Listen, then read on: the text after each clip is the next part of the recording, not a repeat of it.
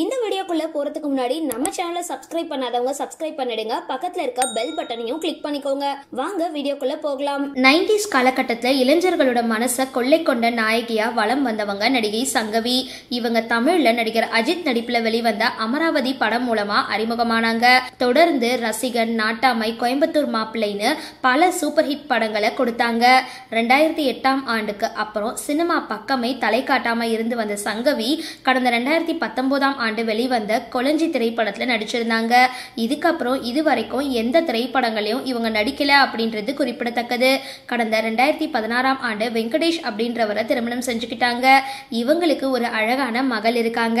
இந்த நிலையில நடிகை சங்கவி தன்னோட கணவர் மற்றும் மகள் கூட எடுத்துக்கிட்ட அழகான குடும்ப புகைப்படம் ஒன்று இப்போ வெளியாகி ரொம்பவே வைரல் ஆகிட்டு இருக்கு. சரி, இந்த வீடியோ பத்தின உங்களோட கருத்துக்களை கீழே கமெண்ட் பாக்ஸ்ல போஸ்ட் பண்ணுங்க. வீடியோ பிடிச்சிருந்தா லைக் பண்ணுங்க, ஷேர் பண்ணுங்க, மறக்காம டிபி காபி சேனலை சப்ஸ்கிரைப் பண்ணுங்க.